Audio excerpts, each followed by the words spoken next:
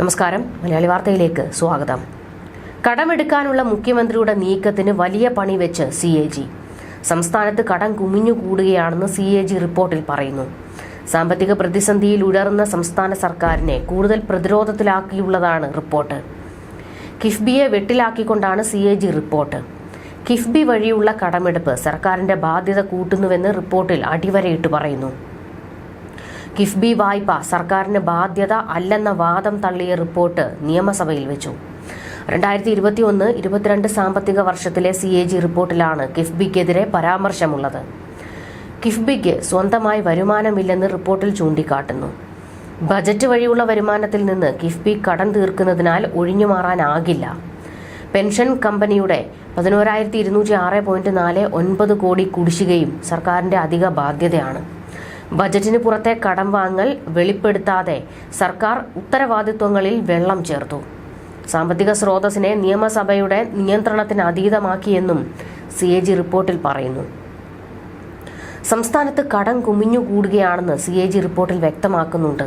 Revenue വരുമാനം 19.49% കൂടി. Revenue വരുമാനത്തിന്റെ 19.98% പലിശ അടയ്ക്കാൻ വിനിയോഗിക്കുന്നുവെന്ന് റിപ്പോർട്ടിൽ വിമർശനമുണ്ട്. ഭൂമി പതിച്ചു നൽകലിൽ ഗുരുതര ക്രമക്കേടുകൾ നടന്നുവെന്നും CAG റിപ്പോർട്ടിൽ പറയുന്നു. അനർഹർക്ക് ഭൂമി പതിച്ചു നൽകി, വിപണി വില ഈടാക്കിയില്ല.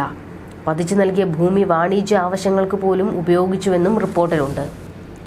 പാട്ടക്കരാറും പാട്ടത്തുകയും സമയോചിതമായി വർദ്ധിപ്പിക്കാത്തത് സർക്കാരിന് വലിയ സാമ്പത്തിക നഷ്ടമുണ്ടാക്കി. പാട്ടഭൂമിയുടെ അനധികൃത വിൽപ്പന തടയാൻ നടപടിയെടുത്തില്ല. പാട്ടത്തുക നിർബന്ധമായും രജിസ്റ്റർ ചെയ്യണമെന്ന നിർദ്ദേശം നടപ്പാക്കിയില്ല.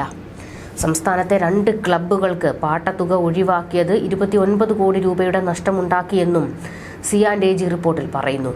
അതേസമയം റിസർവ് ബാങ്ക് ഓഫ് ഇന്ത്യയുടെ റിപ്പോർട്ട് പ്രകാരം കേരളത്തിന് 2024 വരെയുള്ള ആകെ കടബാധ്യത 4.29 ലക്ഷം കോടി രൂപയാണെന്ന് കേന്ദ്ര സർക്കാർ ലോക്സഭയെ അറിയിച്ചിരുന്നു. NK പ്രേമചന്ദ്രൻ MPയുടെ ചോദ്യത്തിന് മറുപടിയായാണ് ഇക്കാര്യം അറിയിച്ചത്.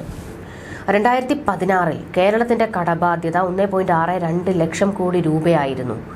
ഭരണഘടനാ അനുച്ഛേദം 293 പ്രകാരം എല്ലാ സംസ്ഥാനങ്ങൾക്കും അനുവദനീയമായ കടമെടുപ്പ് പരിധി കേരളത്തിനും നൽകിയിട്ടുണ്ട്. ധനകാര്യ കമ്മീഷൻ ശുപാർശ പ്രകാരമുള്ള കടമെടുപ്പിന് കേരളത്തിനും അവകാശമുണ്ട്.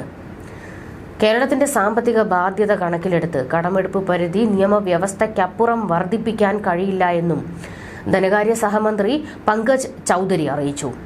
2023-24 കേരളത്തിന് അനുവദനീയമായ കടമെടുപ്പ് പരിധി 32,442 കോടി രൂപയാണ്. 1,787.38 കോടി രൂപ അധിക കടമെടുക്കാനും അനുവദിച്ചിട്ടുണ്ടെന്ന് മന്ത്രി അറിയിച്ചിരുന്നു.